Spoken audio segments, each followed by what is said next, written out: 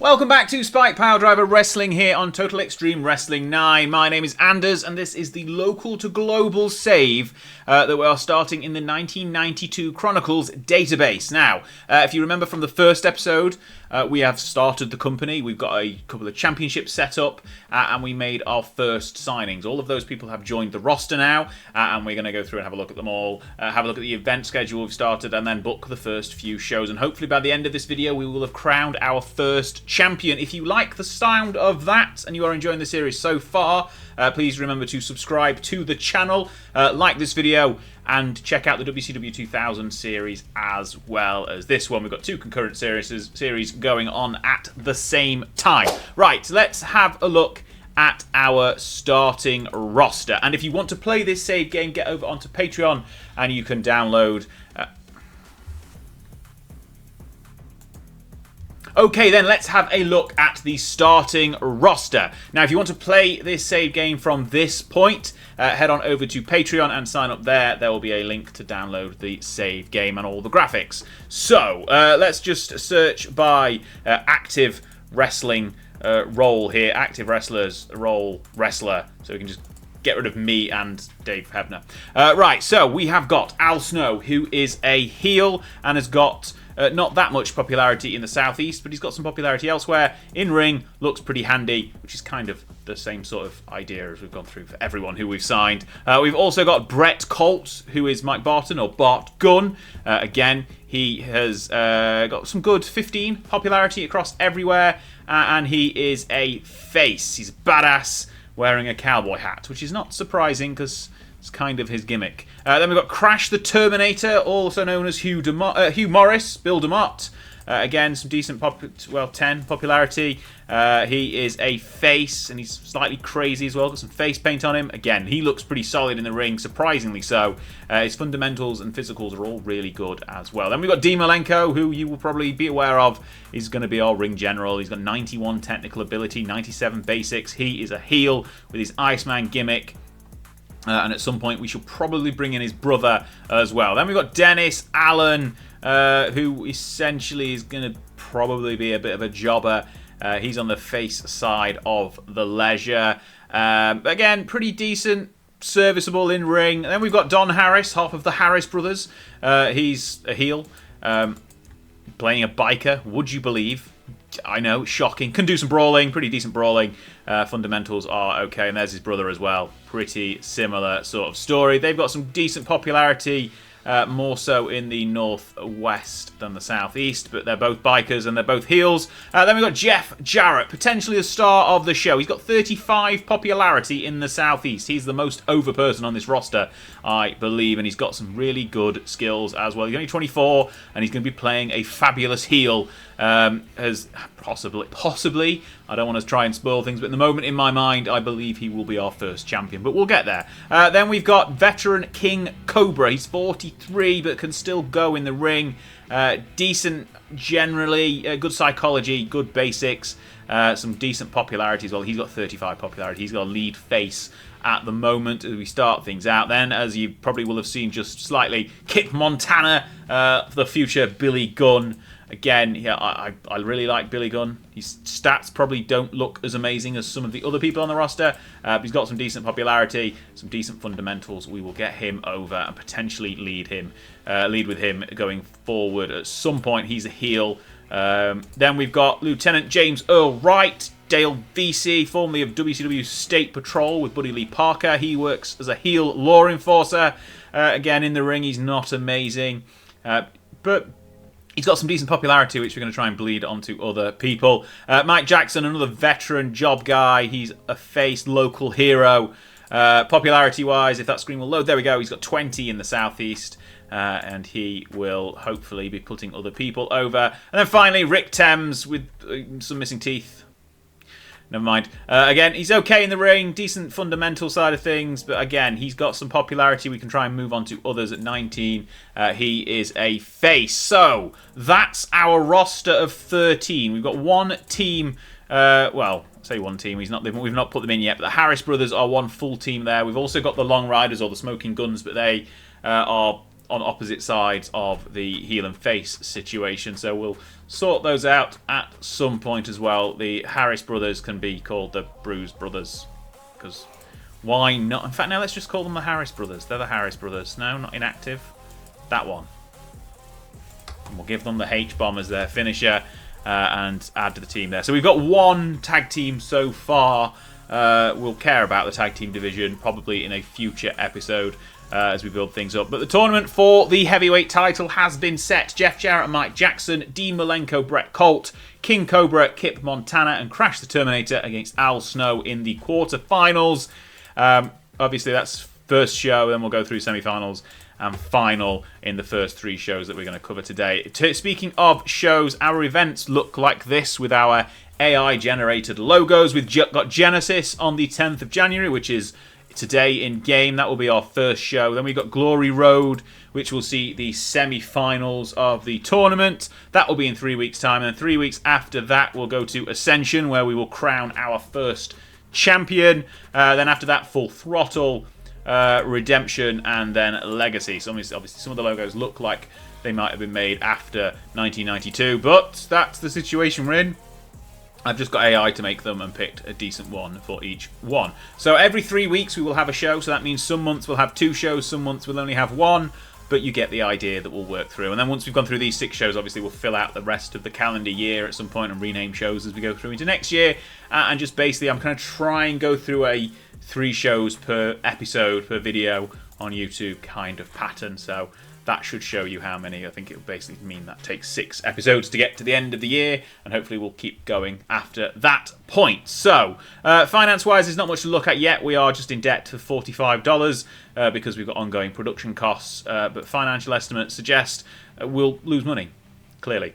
But we will get there at some point. So, let's go into the first show of the save. And have a look. I meant to have a look at the inner circle, but basically Brian Hebner's doing all the jobs. We've got some locker room leaders and some other things that you fill in on there. Right, we're not going to give anyone a night off. It's an hour-long show, by the way, and we are going to be in the southeast. We'll go for GPB Studios, wherever GPB Studios is. It's the Georgia Public Broadcasting. Now, we don't want to be in Georgia. We want to be in... let's search in the geotags. Geotags... Can we search geotags in here? I don't know. Let's not. Right. Maximum capacity. How many people are going to get in? 60 fans in. So we'll just make this really small, shall we? See what comes up there. Crystal Chandler in Georgia. Okay, so the 2. Okay, that's not good.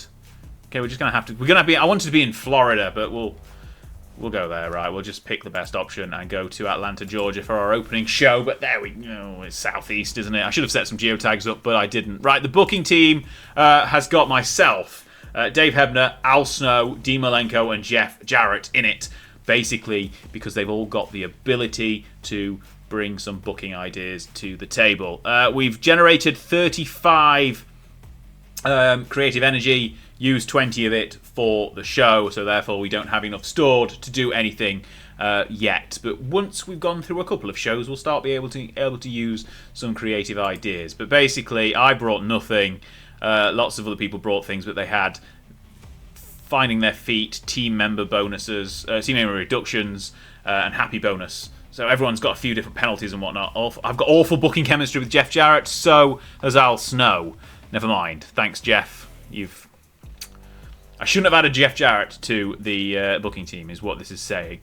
But we'll get through it. Okay, never mind. Locker room incidents. Swall has turned up backstage. You want to hang out? I mean, has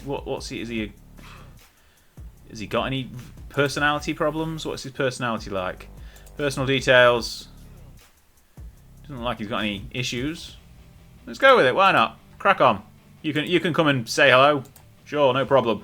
Al Snow's worked on some basics and safety for Brett Colt, and Brett Colt has come up with a creative finish. Thank you, Bart Gunn. Apparently, me and Swall have been hanging out backstage. I mean, we're going to have to sign him at some point, aren't we? Because there we go. He's just my best buddy now. Excellent. Let's go. I've pressed the wrong buttons. I'm not going to address the locker room tonight. But what we'll do, I think, is I will book the show off camera. and go through it. I mean, it's going to take 5 minutes to book because it's just going to be 4 matches and a 3-minute angle. But I'll do that off camera and we'll run through the show shortly. Alright then, we've booked the show. You can see there's 4 matches, 2 angles, 6 segments, and we are here live in front of 60 people. It looks like I didn't actually set the arena, I just set it as a generic location. Never mind. First match has got 9 crowd rating, but a good in-ring performance. 41 overall for the match rating. So 44 for the segment rating, 41 for the wrestling rating. Crash the Terminator picked up the first victory of the company. And gets the job done over Al Snow. Both of them put in solid performances. Now, obviously, I don't have a barometer of what performance is a good rating, but 38 and 43 seem pretty good for me. It got the show off to a good, strong start. It started off storyline segment off well and got the crowd nice and hot and rising going into segment number 2, which kept things up nicely, actually. Crash the Terminator, after the victory, grabbed the microphone and declared that Al Snow was just the first in a long line of men who will fall at his feet. Crash for champion here in Spike Piledriver Wrestling. He improvised well throughout the segment, got a 42 rating, not quite 62. The crowd hot going into the next match, and another white hot performance here. Kip Montana defeating King Cobra in a little bit of an upset, potentially. Gets a rating of 40. The wrestling's slightly lower than before. Billy Gunn bringing things down slightly with his 31. But the crowd rating was better at 26. And we got a white-hot crowd now. Kip was off his game slightly, but the crowd continues to be nice and hot. A 40 rating for the 60 fans in attendance. They're seeing a good show. King Cobra bringing a decent match out of Kip in this one. He advances into the next round of the tournament. And then his sometimes tag team partner, sometimes rival, Brett Colt, tried to put on a technical masterclass with Dean Malenko, and it was poorly placed because it's not the right thing to be doing in front of a rowdy crowd. I wasn't expecting the crowd to be as good or as into things as they have been. Dean Malenko puts in a great performance with a 60 though, but it's Colt that wins with the Bart Buster. Possibly need to rename the finishing maneuver in 12 minutes. The wrestling rating was a 45. Segment rating still gets a 43, but the crowd is simmering down ever so slightly. Maybe we shouldn't have bothered with the technical masterclass and we would have still got a better rating for that one. But we'll remember that one for next time. Dean Malenko getting a 60 rating, though, is definitely head and shoulders above the rest of the roster. So maybe I made a mistake by knocking him out in the first round, but maybe not. We'll see going forward. And then in the main event, Jeff Jarrett beat Mike Jackson with a figure 4 leg lock. This one also gets a 43. Jarrett got a 46, and the crowd were nice and hot by the end of it. So basically everyone's got a really solid rating in the first night. Dean Malenko on a 60 being the highest. Kip Montana down on 31, potentially being the lowest. That we'll add them all into the spreadsheet. But then Jeff Jarrett does an over-the-top celebration in the ring, hamming it up to the fans at ringside, signaling he wants the championship belt around his waist. And he did superb. Had the crowd in the palm of his hands the entire segment, and it got a 66 rating to close the show with a bang. Overall, that gets a 39, because obviously we're going to get punished for our production quality being lower than all of our, quote, rivals. But that's not the problem. We've increased our popularity in one region because it's better than 0. But generally speaking, a really solid match card.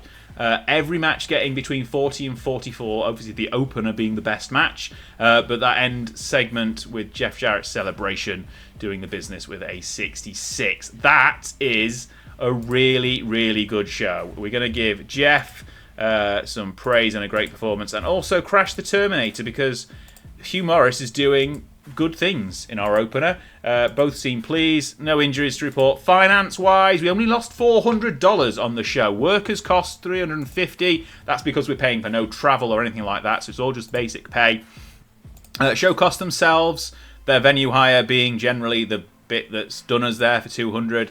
Marketing at 52, overall loss $399. Ticket sales at $300, so we put our ticket prices at cheap, I believe. We'll check that in a second to try and get more people through the door and help increase popularity, but we'll cover that in a second.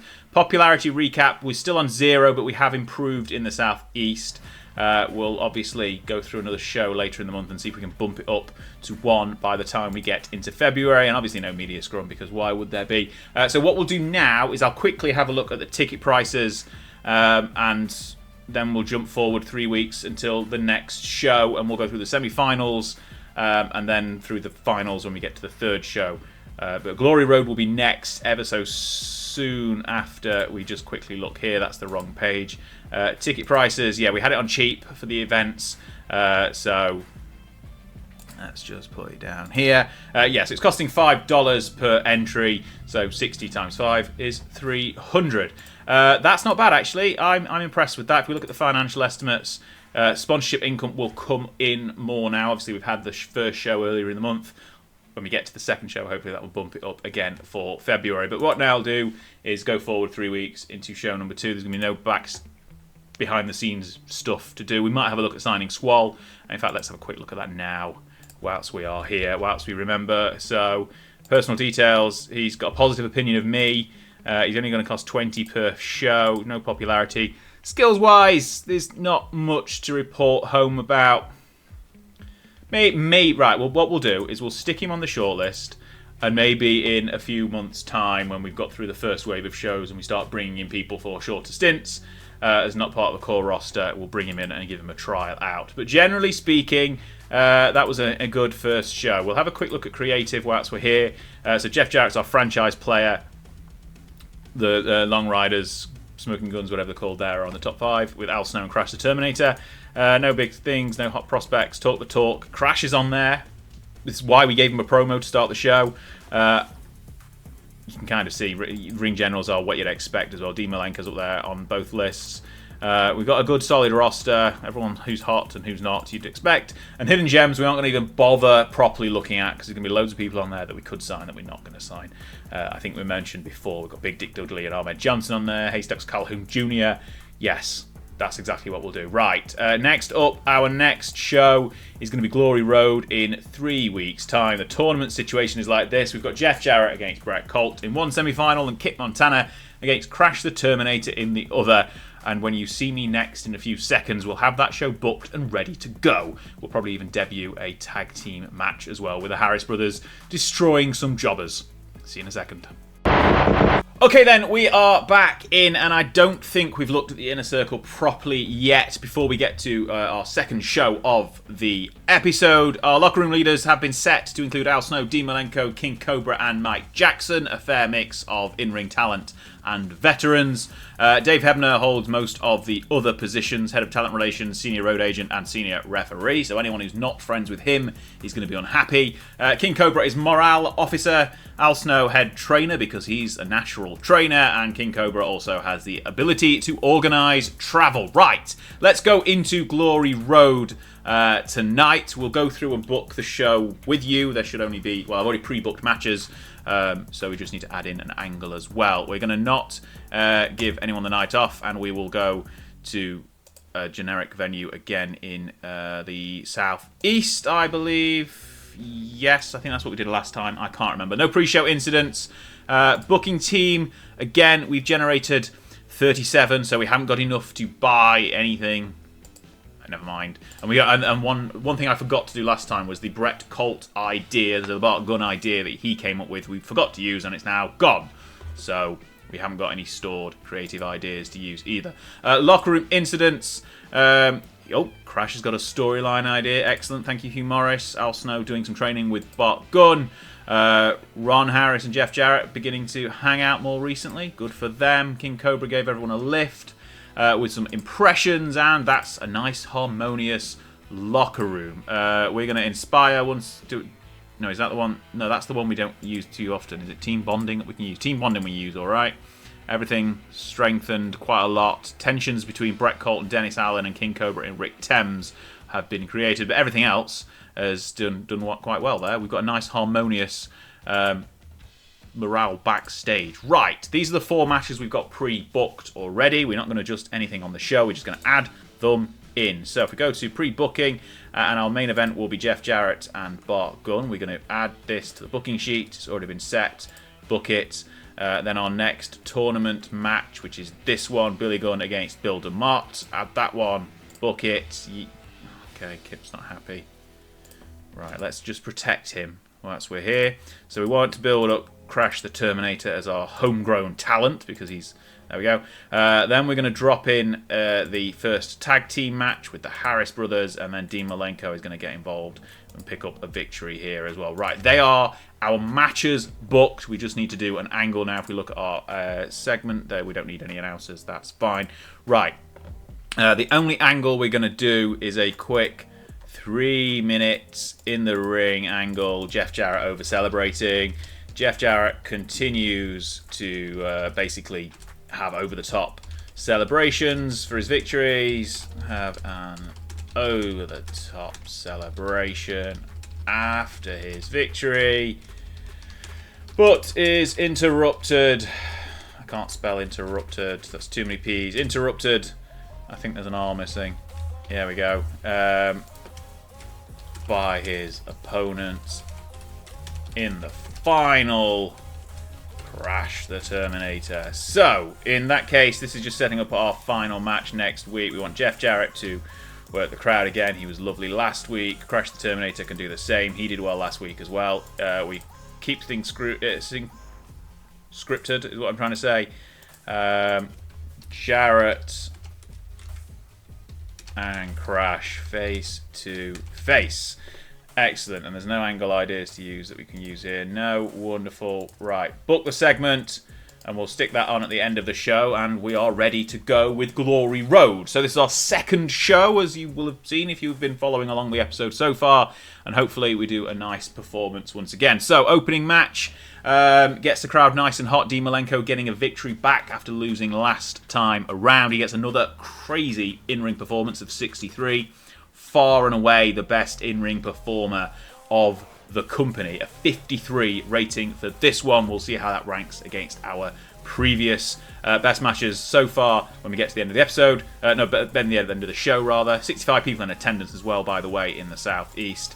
Moving on to the first tag team bout of the company. The Harris brothers doing a decent effort to beat Rick Thames and Dennis Allen.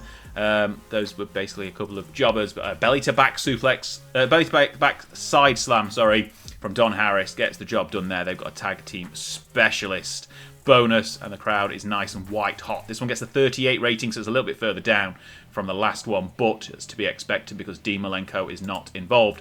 We try to pull things back up a little bit, but don't. Even though Billy Gunn and Hugh Morris have good chemistry, it's not enough to bring the segment up a little bit. With segment's been advanced, but losing a little bit of heat in the storyline as well. Crowd is still very hot, but Crash advances to the final of the tournament, where he will face Jeff Jarrett, who beats Bart Gunn, or Brett Colt rather, with a 47 match rating for this one. And another good performance from Jeff Jarrett. He is another strong in-ring performer. That gets a 47 for our main event, and then the angle afterwards keeps that rating the same at 47, with that over-the-top celebration being interrupted, setting us up for our final in 3 weeks' time. We have gained popularity in one region. Our production is worse than everywhere else's, so we are hampered slightly, but a 42 overall rating for the show. We will do, once again, we're going to give Kit Montana some praise on a great performance, and Crash has done well again, so we'll give him some good praise as well. Billy Gunn is happy that we've praised him. Finance-wise, we've only lost 414 on the show, so just over $1,000 overall. That's fine. Merchandise up to 12. Ticket sales at 325. Okay, I don't think we're losing too much money so far, and we've not quite bumped up to 1 after 2 shows in the southeast, but that will hopefully change next month as we get into February. We'll do the end of the month finance look here as well, because we're about to enter February. Quick look at where all of those matches and shows stack up in our history. We'll have a look at our top 100, and then we'll jump forward and go through our third event of the show, which is Ascension, where we're going to... Hang on, that's only 13 days. That should be 3 weeks, not 2. I'll check that and make sure we've got everyone available for the show in a second. But in terms of events, it is clear Glory Road was clearly our best show, and obviously the 2 matches that we thought were higher rated than everything else were in fact higher rated. So of the 4 matches on Glory Road, the best 2 and the worst 2 in company history. Ascension should be in 13 days, not in 20 days, not 30.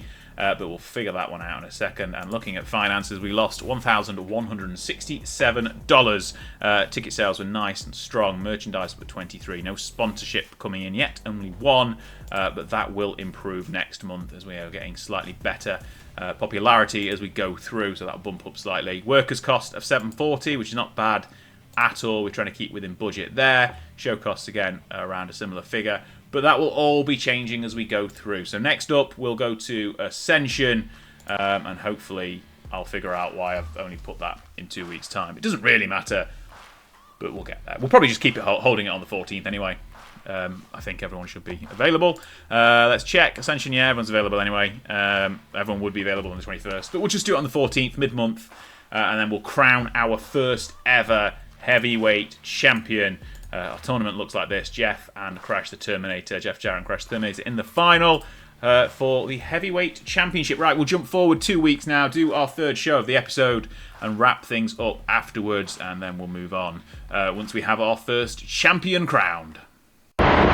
Alright then, we are back for the final show of the episode. It's going to be time for Ascension, where we will crown our first heavyweight champion. Now, we've applied the creative idea for the storyline that Crash the Terminator had came up with at the last show, so that's been applied to the storyline now and go active when we go into the storyline on the show. And we pre-booked all our matches and our angle, and we just need to go through and run the show now. So it should be a nice and quick one to get to the end. Thank you so much for watching along so far. And this is show number 3. After the show, we'll preview next episode where we're going to start looking at tag teams as well. We've made a few offers for some tag teams to come in. We don't need to give anyone the night off because... Oh, that's the wrong button. We aren't going to give anyone the night off because we don't do that kind of thing around here. Right, venue. Again, we'll just go with a generic venue in the southeast because, well, that's what we've got. We're expecting about 67 fans to attend. I think it was 65 last time around. There are some pre-show incidents, though. Hopefully this doesn't throw any spanners into the works. Unfortunately, some of the equipment used to run the show has been sent to the wrong place. It can still go ahead, but there's going to be a small penalty. What equipment do we have? We've got no production equipment. We've got nothing. It's... I mean, any show being run is an improvement, so... fine. Booking meeting. We have got enough for creative energy to be used, so we're going to actually spend some on a creative finish and hopefully be able to use it in our main event. A near certainty. Excellent. We'll use that one in tonight's main event for the championship. So we'll do that now. Well, when we get through to booking. Locker room incidents. Everyone's really happy generally backstage. That's good. Not used to that. If you've been watching my WCW 2000 save here on the channel, you'll know that locker room morale is quite bad for shows because all the shows suck. Al Snow training Brett Cole is the only thing happening in the locker room before the show. We'll do a bit more team bonding, see if that helps. Generally has done quite create some tensions. Okay, Dean Malenko's got a few tensions. James Earl Wright, who we still haven't used yet, he's got some tensions with Kit Montana as well. Well, okay, fine. Team bonding. I don't know what else to do when they address the locker room bit. Generally, I just kind of usually skip it anyway. We've got 4 matches on the card tonight and an angle after the main event, which we'll get to when we get to. Let's just go through and add them on to the card, shall we? So, on pre-booking, I can't remember what order I was planning to do these in, but we'll start out with Bret Colt and Don Harris. We'll add that one to the booking sheet. First 9-minute match. Then King Cobra can come out and have a match with James Earl Wright. Then we'll get to Dean Malenko pulling in probably the match of the night because that's generally what he does. Then we'll get to the main event and we'll road agent add the creative finish. If we can get to it, wherever it is there. Creative finish, add it. Excellent. Don't look at who's won. It will spoil the main event. I need to make sure I've actually set that to be for the championship as well. And I've just realised I've got book main event on first. So all of these are in the wrong order. Brilliant. Let's just shift everything down one. Wonderful. Excellent. Right, let's now make sure this is for the title. It is. Wonderful. Excellent. Right. I think we're ready to run the show. Looking at our booking analysis, it's just because we haven't got announcers. So that's fine, because why would we? Al Snow hasn't been used since our first show, so we're going to have to make sure we use him next time around. Everyone else who hasn't been used has been used last show. So That's fine. Obviously, I meant to do shows every 3 weeks, but this one comes after just 2 because I apparently can't add 21. I can only add 14. Never mind. Right, let's book the show. Let's run the show. We booked the show. We're going live. 62 minutes gone on the show. 67 people in attendance. And the first match sees Not Bart Gunn beat Don Harris. So, I mean, I kind of want to have the Long Riders, as they're currently called, as a tag team. But Billy Gunn's a heel, Bart Gunn's a face. So it kind of doesn't work. They don't have any chemistry either here. They got the crowd hot, though. And the show is off to a strong start with a 34 rating. Both of them kind of... I say sucking. All relative to Dean Malenko. Everyone sucks relative to Dean Malenko. But 31 and 32 for their in-ring performance is okay. Next up, we'll see that it's okay because King Cobra got a 38 and Lieutenant James O'Wright of the State Patrol, although we can't say he's from the State Patrol, got a 32 and he's debuted his law enforcement gimmick. Is adequate. Match got the crowd hotter though with White Hot. King Cobra won. He's in black and white for some reason.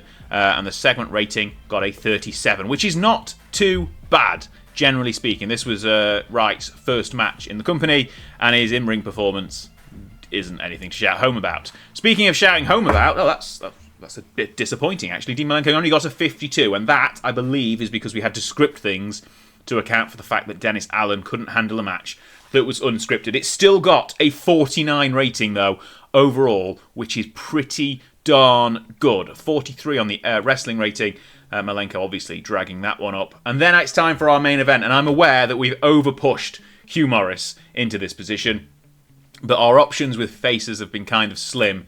But generally, it's worked. So we've got a creative finish that's been successful. We've got a storyline idea that's been deployed and successful. All of these things have boosted the match rating, and you will probably not be surprised to see that Jeff Jarrett has won the match with a piledriver. Maybe the piledriver a bit surprising. And after 17 minutes, 37 seconds, becomes the new first inaugural SPW heavyweight champion. Jeff Jarrett's getting better at his gimmick as well. He put in a 50 performance in ring. Hugh Morris got a 39. Wrestling rating of 44. Crowd rating of 26. This hopefully will have given Crash the Terminator some popularity as well by being in this match. A 52 rated match in our main event on show number 3. Episode number 2, technically the first one of the shows of the local to global series.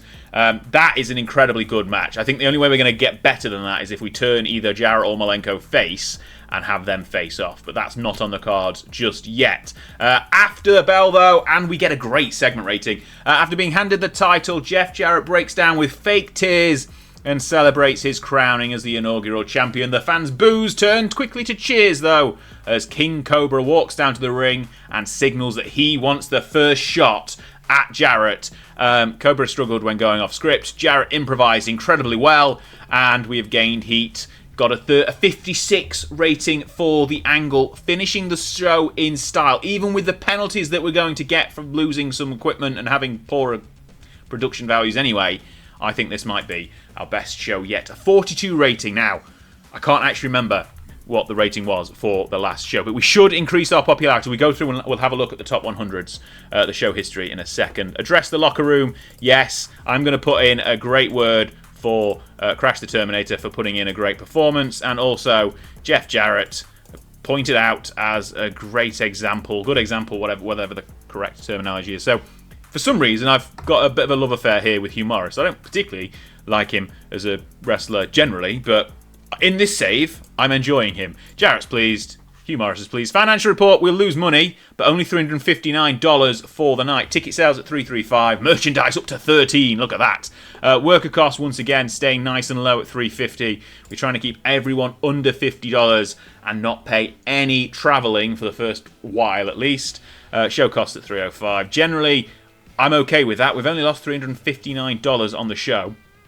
That puts our total finances down to 1678 in the red. But obviously when we get to the end of the month, we may bring in some sponsorship money, which will hopefully make things a little bit better. Right, popularity recap. We're still on 0. We're not quite up to 1 yet.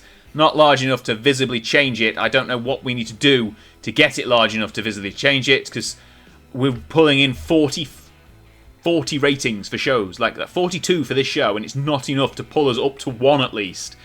I don't think that feels right, honestly, but what do I know? We'll go through and have a look at our mail. What's happening here? Okay. All Japan Wrestling have offered a touring contract to Yokozuna. Great. Well, he's not part of our roster, so I don't care. Right. Recap of the championship situation as we close the episode. Jeff Jarrett, the new champion. Tag titles yet to be awarded, fought for. We're going to change that in the next episode, though, as we're going through to... I'll show you the tag teams are about. Well, we're trying to sign, at least. Let's quickly look. Show ratings. Yeah, 42 matches, Glory Road. So without that extra penalty, I think we would have been better than it. But the match of the night, just underneath the best match so far at 52. Dean Malenko still pulling in at 53 there with Mike Jackson at Glory Road.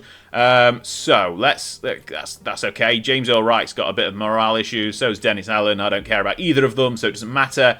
They're just fodder so far. But the tag teams we're looking to sign are Booker T and Stevie Ray of the Ebony Experience. They're not Harlem Heat just yet, and I'm not going to call them Harlem Heat because we're going to sign Bobby Knight and Nelson Knight, Mabel, who are the Harlem Knights. So we can't have two teams called Harlem in our tag team division because that would be strange. We've obviously also got the Harris Brothers, and we're going to sign Dynamic Jerry Lynn and the Lightning Kid Sean Waltman as our tag team of light heavyweights or junior heavyweights, cruiserweights, whatever you want to call them, from Minnesota. I don't have a name for them yet, but Jerry Lynn and Sean Waltman are going to be very good in the ring.